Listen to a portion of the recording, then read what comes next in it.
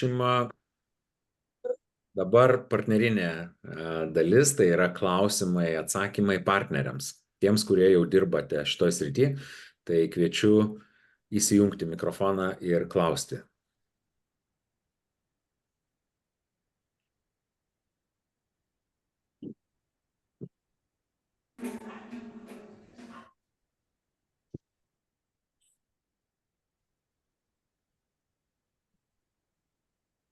Tai galima klausimą gal Sveiki. Aš. Okay. Taip, džiuosi, kad startavai. Ar galiu klausti? Taip, prašau jau. Taip, turiu tokį klausimą. Turiu tokį vieną klientą, kuris naudoja kapsulės, mūsų Esentą. Ir gan mąstantis žmogus ir jisai sako, aš panaudoju ir man pradeda skaudėti galvą. Nustoju naudot, man nebeskauda galvos. Aišku, savaime, pirma reakcija mano, kad, o kai žuvį valgom, ar tikrai irgi skauda galvą ir taip toliau, ta prasme, aš tuo nelabai tikiu, bet man klientas sako, aš tai padariau keletą kartų ir man ta pati situacija, nustoju, neskauda, pradedu skauda. Tai mano klausimas, šita kaiminė situacija, mano klausimas būtų tame. Su šituo klientu mes pradėjom nuo to, kad, aišku, pasidarėm tyrimą testą ir testas parodė tokį labai gąsdinantį skaičių, ląstelės pralaidumas buvo 50,3 prie 1. Aš tokių nesu mačiusi. Tai dabar mano klausimas tokia prielaida, ar galėtų būti taip, kad, realiai, jeigu yra toks sklandus pralaidumas, kai pradeda užsipildyti deficitas, gal tikrai yra kažkokie pojūčiai jaučiasi, gal klientas, neišsigalvoja. Bet kuriuo atveju aš sakyčiau, kad klientas neišsigalvoja, dėl to, kad jam tikrai taip nutinka. Klausimas, ar yra priežastinis pasekminis ryšys? Va čia yra klausimas, ne? Tai va čia labai svarbu, Alma, kad neužgautum to žmogaus, sakydama, kad tu čia išsigalvoji, ne? Sakyti, kad aš tikiu, kad tau tikrai taip nutinka. Klausimas tik tai, ar yra priežastis pasekmė čianai, ar tai yra nesusiję dalykai, ne? Ir jeigu tai yra priežastis pasekmė, ar tai tau kenksminga, ar tai vis tiek yra tau naudinga. Nes kartais mums tenka, jeigu mes 50 metų ėjom vieną kryptim ir apsisukam eiti kitą kryptim, būna šiek tiek nekomfortiška kurį laiką, tiesa? Tai, kad kapsulėse Esento būtų kažkas, kas sukeltų tiesiogiai galvos skausmą, aš nelabai matyčiau tą pasekminį ryšį, bet mes irgi ne viską žinome. Klausimas, ar tai turėtų sustabdyti jį nuo savęs balansavimo. Kaip tu manai, Alma? Aš tai įsitikinus, kad ne, nes yra daug kitų. Kaip jo tada reikėtų paklausti, kaip jisai mano, ar tai turėtų jį atkalbėti nuo susitvarkymo balanso iki normos. Galbūt reikia pakeisti balanso aliejų, pavyzdžiui, ir pasibandyti, arba Aqua-X ir pasibandyti, galbūt mažesnę dozę. Kur link aš lenkiu? Jeigu to žmogaus atsakymas bus, kad tai neturėtų jo atbaidyti, tai tada ieškokim visų kitų sprendimų, ką dabar daryti, kad sumažinti tą reiškinį. Mes aptarėm, kad keisim į kitą formą, galbūt Aqua bandysim. Galbūt Aqua-X tada bandykit. Nežinau, gal Arvydas Ambrozaitis yra susidūręs su tokiu reiškiniu, arba Jonas Lapinskas. Gert noriu kažko, nueisiu. Skolas, kaip tik pakalbėjom, reikia atsigerti. Alaus? Taip, aš girdžiu, kad yra pasižiūrėkit visi į savo mikrofonus ir jeigu šiuo metu nekalbat, tai būkit geri, paspauskit mutę tada. Tai Arvydai, ar teko susidurti, kad nuo balanso sprendimų skaudėtų galva ir kokia čia galėtų būti priežastis? Sveiki. Tikrai man neteko susidurti su tokiu atveju, kad nuo balanso aliejaus ar nuo kokio tai sveikatos protokolo produkto skaudėtų galvą. Man labai sunku paaiškinti, kodėl yra toks atvejis. Reikėtų toliau pastebėti. Aš manau, kad organizmas galbūt turėtų prisitaikyti ir kuo ilgiau jis naudos, tai tas galvos skausmas turėtų susilpnėti. Gal pas jį yra dar kokia tai migrena, gal kokios kitos priežastys, reikėtų išsiaiškinti, matyti. Nes tikrai Esentas tikrai neturėtų sukelti. Aš galiu pasakyti, gydytojau. pavyzdžiui, kai vartojam ir va, iš mano pusės šeimos narių, ir atrodo nieko neturi, ir kai pradedi vartoti balansą, jis tiesiog parodo. Tai mano draugiai tai buvo. Jinai kažką turėjo su moteriškom problemų ir pradėjo vartoti balansą. Aišku, man žinutę parašė, aušras man čia netinka, kažkas tokio. Nutraukė mėnesį, jinai nusipirko žuvies stintos, man atrodo, suprantat, ką reiškia stinta, kad yra omega 3 ten daugiau, taip, ir jai buvo tokie patys simptomai. Tai va tavo yra atsakymas. Tiesiog jisai parodė, kad žmogus turi bėdą, o jisai nežinojo, kad jis turi ją. Aušra, ačiū labai, ačiū Arvydai. Vienas atvejis dažniausiai dar neatsako pilnai klausimą, bet Aušra, ačiū už pasidalinimą. Visada reikėtų daugiau tų atvejų. Tai jeigu kas nors esat susidūrę, tai galit pasidalinti, o tuo metu laukiu kito klausimo. Ar Alma, mes atsakėm tau į klausimą, ką daryti. Eiti Taip, ačiū labai, stebėti, laukti. Dėkui. Taip. Kas dar? Tuti, mane girdit. Taip. Tai va dabar ką pasako apie tą galvą. Pameni, aš tau rašiau mano sūnus, jam 37 metai, jisai vartoja prieš tai aklą, bet ten taip pamiršta išgerti, tas sako, ai tėvai, gal kažką kitą galima. Sakau, tai, kapsulės. Pradėjau kapsulės vartoti, patys iš karto įkalą ir jam iki tokie dalykai būdavo. Net tokie gal skausmingi, tai rūkas, sakysi, jam kažkoks, tai galvoj kažkoks kad rūkas, tai dar koks mėgoti negali, tai ką. Ir mes tą nutraukiam, ir perėjom vėl prie aklos ir viskas gerai. Čia susiję, kažkaip nežinau. Taip, nežinom, mes visko iki galo ir patys, bet matyt, kad tokių būna atvejų.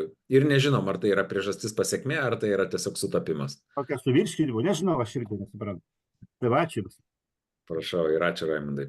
Kas dar turit klausimą? Grinai iš darbo srities, tai iš sveikatos protokolo, arba kaip su juo dirbti, arba ką kalbėti su savo potencialiais klientais.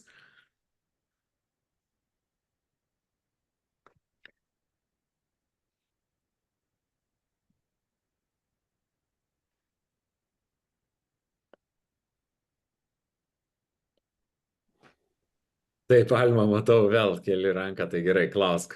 Naudosios progą, ačiū kolegos. Labą dieną. Turiu kitą klausimą. Kolitas ir mūsų, tarkim, skaidulos, mūsų produktai. Ar yra kokių prieš... Labai geras klausimas ir kaip tik tai visos indikacijos yra už. Tai reiškia, ką reikėtų tik tai daryti, zinobiotiką aš rekomenduočiau pradėti nuo mažų dozių ir didinti pamažu. Ir su šiltu vandeniu, ir galima netgi daug kartų per dieną po labai mažai. Yra buvę atvejų, kai man yra tekę konsultuoti, čia beje, Dangira yra, Dangiros sūnus gulėjo ligoninėje, gydytojai, Dangira, gal tu gali pasidalinti, gydytojai nebežinojo, ką daryti, vaistai nebepadėjo, baisiausias kolitas. Taip, mes iš pat pradžių savaitę kankinomės namuose, po to paguldė į ligoninę ir irgi padarė ir kolonoskopiją, nustatė žaizdinį kolitą ir prirašė 3 bokštus tablečių iki gyvenimo galo. Pasakė, kad jisai turės naudoti jas iki gyvenimo pabaigos. Aš įsigandau baisiausiai. Buvo 3 tabletės iš ryto, 3 per pietus, 3 vakare, 9 tabletės, įsivaizduokit. Tai tai su Kęstučiu tik pakalbėjau, jisai manęs paklausė, sako, tu jam skaidulas duodi. Aišku, aliejų jisai gerdavo, kažkaip skaidulų nežinojau, dar prieš tiek metų tos svarbos. Tik pridėjom skaidulas, viskas pasibaigė ir problemos, valgo tą, ką nori.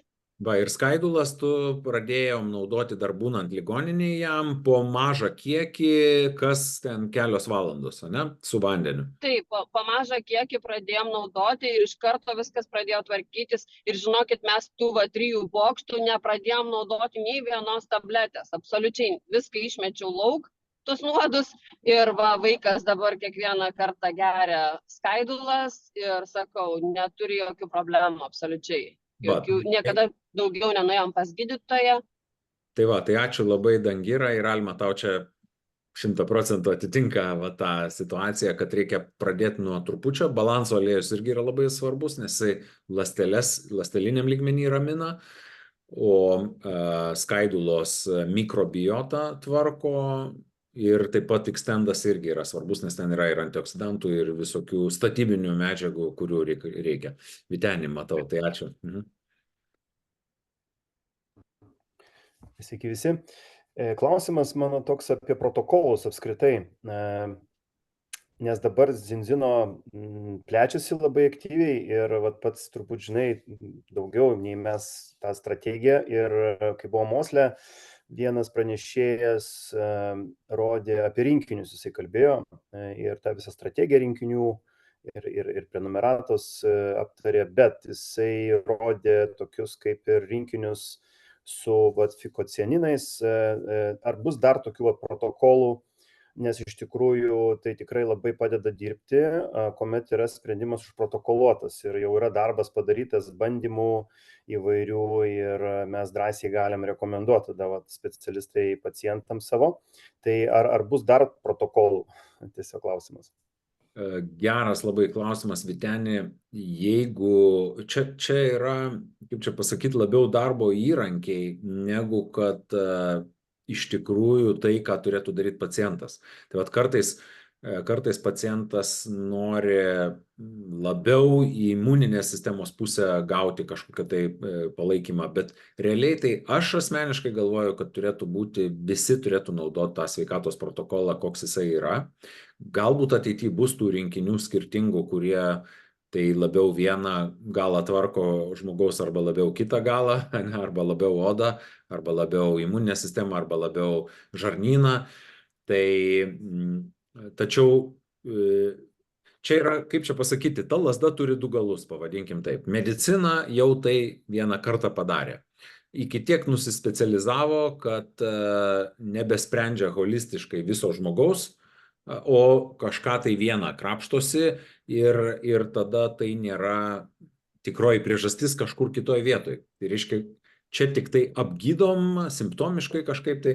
Tai vat mano požiūriu visgi reikėtų visiems panašių dalykų, o kai kuriem tik tai pridėti prie sveikatos protokolo dar papildomai fikocianinus, dar papildomai zinogeną, dar papildomai. Tai čia mano asmeninė nuomonė. Dėl darbo, ką aš matau, kas įvyks ateityje, bus įėjimo vartai skirtingi. Kažkas ateis ne per sveikatos protokolą į Zinzino, o ateis per kolageną. Nes kažkas pasibandys kolageną, nes visa kita sakys, man čia viso kito nereikia. Man duok kolageną, nes čia labai geras. Pradės naudoti kolageną, sakys, oho, kaip čia man daug geriau veikia negu kiti kolagenai, man iš viso labai gerai, man su oda pasidarė, gal tu dar ką nors turi. Ką čia man, parodyk, ką man dar daryti. Ir tada mes jam galėsime pateikti sveikatos protokolą. Kažkas galbūt per fikocianinus ateis. Kažkas galbūt ateis per zinobiotiką, kaip šiandien gavome klausimą, kad ar galima nuo zinobiotiko pradėti. Žinoma, tai bus tik tai vartai į tai, kad po to vis tiek reikia daryti tai, ką dauguma iš mūsų darome. Tai nežinau, Vytenė, ar atsakiau tau į tą klausimą, bet aš tikiu, kad tų tokių komplektų galima turbūt būtų daugiau padaryti ir gali būti, kad tai įvyks ir tai bus įėjimo vartai skirtingam žmogui. Bet galiausiai į tą patį tašką turėtume ateiti. Tai ačiū už klausimą. Aš norėčiau paklausti, jeigu galima. Nesenai pradėjau pati vartoti nuo balanso, nes finansai ne visai leido dar visą protokolą įsigyti. Bet jo, dar neilgai vartoju, bet jau atrodo norisi ir močiutei nupirkti, ir mamai, nes atrodo pradeda veikti ir išgirstu ten jau atrodo kaip keywordus, kaip pasako simptomus. Ir atrodo, kad tai tau reikia to ir ano ir trečio.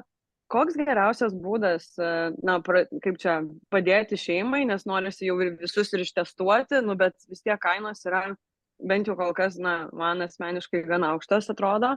Ir ten to Ultimate Premier Kit nusipirkti šiuo metu nėra galimybės. Gal galėtumėt, bet iš tos finansinės pusės patarti, kaip tada geriausiai tokiu atveju elgtis, jeigu atrodo, kad, visko norisi, visko reikia, bet jo. Galiu šiek tiek patarti, bet nedaug, aišku, ribotai, dėl to, kad pinigai iš tikrųjų yra toksai riboklis, kuris daugumos žmonių sprendimus padaro ne tokiais, kokius sprendimus priimtų tie žmonės. Šiaip jau. Norėčiau atostogauti galbūt Dubajuje, bet atostogausiu, nežinau, kur nors prie ežero. Tai nieko blogo su tuo ežeru, bet vis tiek tai reiškia, kad pinigų klausimą vis tiek reikia spręsti, ne? Vis tiek... Taip, vienareikšmiškai, jo. Jo, kažkur... Bet čia maždaug kaip greičiau gauti produktą, ar ne, Va. jeigu, norėčiau to, tarkim, ar ne, Va, bet- Ultimate, bet jo. Bet ką aš rekomenduočiau tada, ką mes darydavom, tai per visus chatus, per pažįstamus visus zinziniečius, pamėgink surasti, gal tau kas nors gali parduoti testą už pigiau. Galbūt tavo sponsorius gali parduoti tau testą už, vos ne už savikainą, ne? Kokia ta savikaina. Tai mes taip darydavom kartais, kad startuoja partneris ir, visai neturi, absoliučiai nulis pinigų yra, tai pirk nors vieną testą ir eik su tuo testu daryti kam nors testą. Tai va tada gaunasi, kad su mažesnė investicija, bet vis tiek procesas jau vyksta. Tai nežinau, ar tai tau galėtų padėti toks dalykas, kaip tu manai? Jau galvojau apie tai, bet man kažkaip jau plačiau atrodo, norisi ir daugiau, kad saviedų testų čia, jo. Tu ką tik startavus, Bet taip, girdžiu. dar pirmuose 6 mėnesiuose nuo starto? Taip. Tai tada pats logiškiausias sprendimas visgi yra Ultimate Partner kitas, dėl to, kad jeigu tu surinksi 25 abonementus per 12 mėnesių, tai tu už 0 pinigų tada gausi. Tai čia yra, tiesiog verslininkai yra tiesiog žmonės, kurie moka paskaičiuoti kažką į ateitį. Nes ne verslininkai, tai yra žmogus, kuris nepakankamai paskyrė laiko ir dėmesio paskaičiavimams į ateitį ir dėl to priėmė neteisingus sprendimus. Tai vat neimti Ultimate Partner kito, tai yra nepaimti už dyką visos tos dėžės produktų. Bet, kad ją už dyką paimti, tu turi numatyti, suprognozuoti ateitį, kad tu 25 abonementus surinksi, ne? Bet kaip čia bet kokius, tai gali būti ir Aquixas, nebūtinai ten Health Protocol. Nebūtinai, tai gali būti ir Aquixas ir sveikatos protokolas, tai bus kaip 3 abonementai, jeigu kiekvieno produkto po vieną. Taip, girdžiu. Bet kokių abonementų 25 ir tas sąlygas paprašyk, kad tavo sponsoriai tau parodytų tiksliai persiskaityti, nes ten yra visas toks aprašymas šitos kampanijos paketo pinigų gražinimo. Tvarka. Ačiū. Gerai, prašau. Taip, Alma, matau, kad vėl pakėlė ranką, puiku, klausk. Jūs jau man atleiskit, kolegos, aš jau čia labai kokybei turiu. Ačiū. Aš tokį turiu klausimą. Gal kažkas iš kolegų dirbat su juridiniu asmeniu, kaip su klientu, ar ne? Gal kažkas jau turit patirtį ir galite šiek tiek pasidalinti? Galime. Kaip su juridiniu. Ačiū. Patirčių turim daug.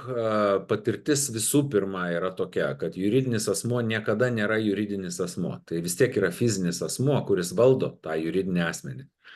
Tai juridinis asmuo yra įmonė. Čia tiem, kam gal kas nežongliruoja tais terminais. Tai reiškia, yra kažkoks žmogus, kurio rankose yra valdžia. Ir jeigu jūs ne su juo kalbatės, tai jūs jau ir pralošinėjat greičiausia. Reiškia, reikia pirmiausia kažkaip ateiti iki to žmogaus, kuris yra sprendimų priėmėjas. Dabar antras dalykas, kas ten yra svarbu, beje, jeigu su sprendimu ne su tuo, kuris priima sprendimus, kalbatės, tai suprantat, kas tada nutiks. Jis galimai net neperduos jūsų pokalbio ten į viršų, o jeigu bandys perduoti, tai perduos labai netiksliai ir labai su klaidom ir gaus greičiausią neigiamą atsakymą, ne? Ir net jeigu jisai dalinai turi sprendimo teisę, pavyzdžiui, yra vadovas, bet dar virš jo yra savininkas, ne? Tai vadovą labiausiai valdo baimės. Žymiai labiau negu kad medaliai. Ką reiškia baimės? Tai reiškia, kad jeigu aš netyčia neteisingai priimsiu sprendimą ir įsileisiu čia kažkokį tai balanso aliejų į įmonę, ateis savininkas, pažiūrės ir sakys, kas čia dabar? Ir savininkui pasirodys, kad tai yra nesąmonė, tai tas vadovas gali išskristi iš savo kėdės. Ne? Reiškia, baimė tenai valdo labiau ir dažnai žmonės priiminėja toj pozicijoje sprendimus, pirmiausia pagalvodami, ar savininkas kažkaip tai nepažiūrės blogai į tą sprendimą. Tik po to jau galvoja apie tai, kad kažką pagerinti to įmonėje. Dabar savininkai, jeigu su jais kalbėtis, jam šiuo atveju, jeigu jį domintų produktą, jisai taptų klientu. Reiškia, jam turi būti labai akivaizdi finansinė nauda. Taigi su savininkais kalbantis, tai yra finansinė nauda. Aišku, šiandien gal ne visiškai ta tema, bet kadangi kiti neklausia, tai nes rytoj yra verslo tema, šiandien yra labiau produktinė tema, bet manau, kad atsakiau tau į klausimą, ne? Tai reiškia, tu labai finansinę naudą turi parodyti, kaip jinai ateis pas tą įmonę, jeigu jie tai padarys. Ir tik tai su sprendžiančiu žmogum kalbėtis. Tai rytoj dar turėsiu patikslinti. Ta tema šiandien neužimu laiko, ačiū. Gerai, Alva. Aha, Rita, matau, kelia ranką. Taip, Rita. Žiūrėkit, labas vakaras dar kartą. Norėjau paklausti tokį dalyką. Vis dėlto dėl skaidulų, gal galit pasidalinti savo patirtimi. Ar daugiau būna vis dėlto vidurių užkietėjimo vartojant skaidulas, ar vis dėlto laisvų vidurių? Ir pavyzdžiui, kai būna laisvi viduriai, mano atveju pas mane buvo keletas tokių situacijų, kur tiesiog net nežinau, ką pasiūlyti žmonėm, jie pradedant turėtų sutraukti, kaip sakant, o jam paleidžia tiesiog vidurius ir dar blogiau pasidaro. Tai buvo vienas atvejis, kai tulžies jau nebuvo, bet čia gal tokie individualūs, sakykime, reiškiniai. Skaidulos, aš iš karto kol nepamiršau, nes aš toj pamiršiu. Skaidulos ir tulžies pūslė tai mažai turi sąsajos, praktiškai nematyčiau ten kažkokios sąsajos. Dabar dėl skaidulų naudojimo, tai jeigu yra užkietėjimas vidurių, tai visų pirma, dėl skaidulų trūkumo gali būti vidurių užkietėjimai, nes turinys prastai stumiasi. Tai reiškia skaidulų visokiausių, nebūtinai mūsų skaidulų, kurios yra zinobiotikė, bet ir ląstelienos žmogus tai daržovių nevalgo. Mityba yra tokia rafinuoto maisto mityba, galimai, ne? Bet nebūtinai. Tai reiškia, kad vėlgi zinobiotikas gali padėti net kai yra užkietėjimas, bet yra viena detalė, labai svarbus skysčio kiekis. Dėl to, kad zinobiotikas sugeria skysčius į save. Jeigu jūs suplaksit zinobiotiką ir paliksit pastovėti pusvalandį, tai pamatysit, kas nutiks. Jeigu vandens bus per mažai, tai bus tokia kaip želatina pasidarys, tokia tiršta košė. Tai reiškia, kad skaidulom reikia pakankamai vandens ir jos sugeria tą vandenį. Tada jos keliauja per žarnyną iki storojo žarnyno ir storajam žarnyne pradeda atidavinėti tą vandenį. Tai reiškia, kad jūs atsiimat tą vandenį atgal, bet kelioniai skaidulų per žarnyną jisai yra reikalingas. Tai reiškia, būtinai turite paaiškinti žmogui, kad reikia daug skysčio. Dabar viduriavimas gali būti, bet tai vėl pūtimas vidurių ir viduriavimas ilgoj distancijoje. Tai kaip tik tai žmogus beveik neviduriuoja, dažniausiai jeigu viskas jau gerai susitvarkė su mikrobiota, tai ir nepučia, ir vidurių užkietėjimo nėra. Tai reiškia, kad galutinis zinobiotiko rezultatas yra kaip tik tai viso to nebuvimas, ką Rita tu dabar įvardinai. O tarpiniai tie dalykai kelioniai, kaip minėjau, zinobiotikas yra su didžiausia pretenzija iš mūsų visų produktų, dėl to, kad su juo susidraugauja ne visi. Ir yra žmonių, netaip jau ir mažai, kurie niekada nesusidraugauja su zinobiotiku. Ir ką tokiais atvejais daryti? Tai reiškia, jeigu vis dar ten pučia kažkaip tai tą pilvą, tai tada bandykite lean shake. Jeigu lean shake'as niekaip nesusikalbat su lean shake'u, tai dabar pastebėjom, kad kolagene yra irgi skaidulų prebiotinių ir kolagenas draugauja su žmonėm, kurie nedraugavo su zinobiotiku ir netgi su lean shake'u. Tai va tokie atsakymai, Rita, nežinau, ar atsakiau į tavo klausimą. Ta prasme, tikėjausi, mechanizmai man suprantami, bet man tie išskirtiniai atvejai, kada nieko nepadėjo. Išskirtinis atvejais tai yra, mes tiksliai nežinome kodėl. Gali būti dėl to, kad žmonės jau seniai valgo per mažai skaidulų ir žarnynas jau yra pakitęs negrįžtamai ir nebesugeba kažkaip susidraugauti su skaidulom. Tada kita priežastis gali būti, kad kažkuri iš tų skaidulų būtent kažkokią tai reakciją pašalinę sukelia, sudirgina ar kažkas tai panašaus. Taip pat įtariam dar šiek tiek, kad gali būti moterim po keleto gimdymų, kad žarnyno ten sfinkteriai, tie yra tokie raukai, kurie yra šiek tiek pažeisti ir gali būti smulkiosios žarnos bakterijų per didelis dauginimasis ir taip toliau. Tai vat nežinau, Rita, ar tau padeda, kad aš tau galiu pavardinti tų tokių dalykų? Ar tai padeda tau? Na, taip, šitos dalykus jau žinau, tu turbūt aš taip kažkaip, tai man artimiausias yra tas bakterijų perėjimas į plonąjį žarnyną, sakykime, taip gal viena iš tokių pagrindinių priežasčių būtų. Tu tiesiog žinai tą, bet yra daugiau tų priežasčių. Žinai, čia nėra vieno rakto su spinų, kadangi žmonių yra daug ir būklių yra daug skirtingų ir vėlgi ne visada ir mes su visom žiniom galim atsakyti visus klausimus. Nes iš paskutinių, pavyzdžiui, net šiandien turėjau pokalbį mergaitę metų vaikas, ta prasme, aš jai vis sakau, duok ten zinobiotiką, duok. Jis sako, aš bijau, nes jam blogai. Sakau, tai vos. Pabandykit linšeiką, nes linšeiką vaikai labai mielai valgo, jisai, pavyzdžiui, jeigu šokoladinis tas kakavos skonio, su pienu suplaktas, ten pienas gali būti karvės arba avižų ar kokį ten jūs benaudotumėt, tai jisai kaip ledų kokteilis, dar jeigu biški šaltesnis, jeigu nebijo šalto gėrimo, ten ryklė nepradeda skaudėti ten vaikui ir viskas jam gerai yra su imuninė sistema, tai gali būti toksai kaip ledų kokteilis, labai skanu netgi.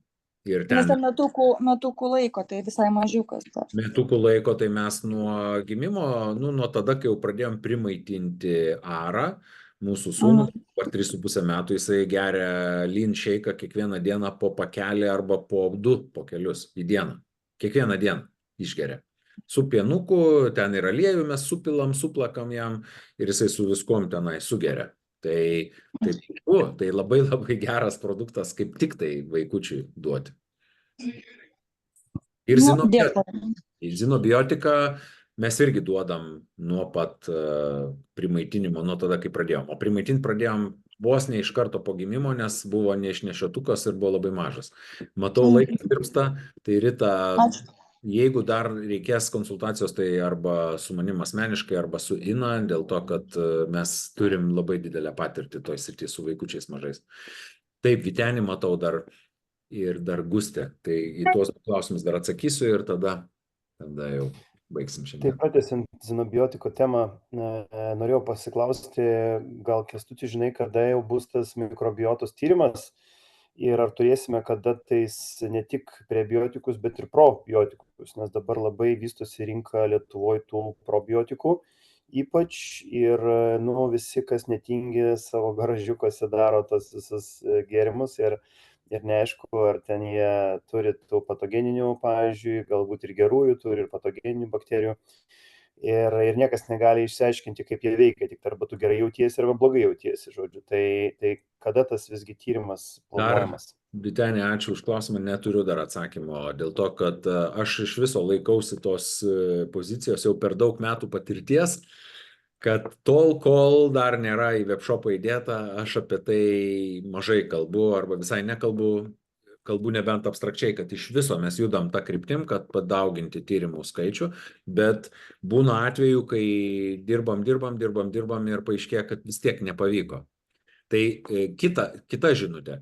Tol, kol dar nepavyko, tai tikėtina, kad dar niekam pasaulyje tai nepavyko. Tai čia irgi žinia, kad niekas mūsų nelenkia šitoj srityje. Tai ačiū už klausimą, Gustė.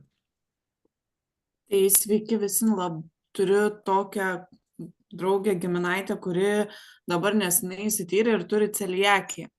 Tai norėčiau paklausti, nuo ko geriausia pradėti vartoti? Ar nuo skaidulo, ar nuo aliejaus, sakykime, jeigu finansai neleidžia viso to turėti protokolo?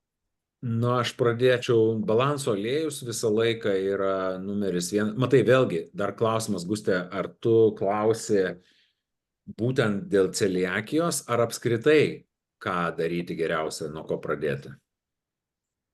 Ten pase iš tikrųjų yra daug ir celiakė, ir dabar, sakykime, gerkliai guzas stovintis, tai ten aplamai klausiu, nuo ko pradėti, nes tiesiog matant ją, gaila žmogaus, nes numetus svorį jau ten atsisakius daug ir maistinių produktų, bet vis tiek, ką valgo, nu viskas labai prastai tenais pas ją. Nu tai vat tikriausiai, nebent vat gal Arvydas mane papildys ar Vytenis, bet balanso aliejų aš turbūt pradėčiau pirmiausia. Tikriausiai antroji vietoje Extendas galbūt būtų.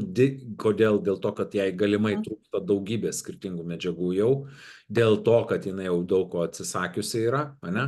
Tai nėra tiesiogiai celiakijos kažkoks tai korekcija, ne? Bet tai yra viso kito kūno pagalba viskam. Dėl to, kad jinai galbūt jau yra, na ir zinobiotikas irgi, manau, kad tai, vat, net nežinau eilės tvarką, ką parekomenduoti, nes visko jai reikia. Ir to, ir to, ir to. Galbūt visų trijų, bet po truputį, pavyzdžiui. Tai bet galbūt vis tiek, pirmiausia, geriausia būtų jai pradėti nuo aliejaus. Balansas visą laiką yra labai svarbus, dėl to, kad, matau, kad Arvydas kelia ranką, tai Arvydai gal mane papildysi. Norėčiau papildyti, kad celiakija tai iš principo yra autoimuninė liga, kuri atsiranda todėl, kad žmogus yra jautrus gliutenui. Tai jam tinka tik dieta be gliuteno. Tai, kadangi tai autoimuninė liga, tai šitoje vietoje labai didelę reikšmę turėtų ir protektas, be abejo, ir uždegimo mažinimas. O dabar dėl zinobiotikų, tai aš tiesiog negalėčiau pasakyti, man atrodo, reikėtų kol kas susilaikyti. Pradžioj sulauktos remisijos su balanso aliejum, su protektu, nes tai paliečiamas yra, reiškia, plonasis žarnynas, plonojo žarnyno yra liga. O tai dėl zinobiotiko, tai aš nesu tikras, ar čia vertėtų su juo skubėti. Gali ir suerzinti. Galbūt ir suerzint, gal paūmins. Nes pas ją nėra tas, kaip, kai netoleruoja to gliuteno, aš žinau, kad ten ir viduriai turėtų būti užkietėję, ten ir visos kitos tos problemos, bet pas ją to nėra. Čia tiesiog paėmė iš kraujo ir jai rado dabar ir jinai atsisakius, bet vis tiek, sakykime, ir tas gerkliai guzas stovi, jai ten tas maistas, ar jinai valgo normalų, kai sakykime, ką mes valgom, ar jinai be gliuteno valgo, lygiai vienas ir tas pats. Tai ar čia nebus dar ir medikų klaida, taip pasakykim? Aš sakyčiau, kad man jau skamba įtartinai šiek tiek, tai kodėl jinai kreipėsi į tos medikus, tada matyti ne dėl to, ne? Nes jeigu tu dabar sakai atsitiktinai rado celiakiją, kreipėsi dėl kažko kito, tai vat jau jinai kažkokioj nuokalnėje keliauja nuo kalnelio žemyn dėl mums nežinomų priežasčių, nes galbūt jinai net tau dar neatskleidė, kodėl jinai iš viso kreipėsi į medikus ir nuo ko viskas prasidėjo. Tai va čia ir klaustukas. Ne? Tai pradėkit nuo balanso aliejaus, jeigu biudžetas leidžia, tai pridėkit protektą, beje gerai. Arvydai teisingai parekomendavai, aš šiandien apribojau, įlindau į dėžę, kaip sako, ir pradėjau mąstyti vien tik sveikatos protokolo dėžėjai. Tai taip, teisingai, kad protektas yra už tos dėžės ribų ir juk čia tik šiandienos tema yra sveikatos protokolas. Šiaip jau mūsų tema yra viskas, kas yra zinzino, ne? Tai ar aišku bus tada, ką daryti. Taip, ačiū labai jums. Gerai, prašau, ačiū labai visiems susirinkusiems tada iki rytojaus, kai turėsime verslo susitikimą ir aš kalbėsiu apie verslą. Tai ačiū labai visą. Ačiū labai visą. Ačiū.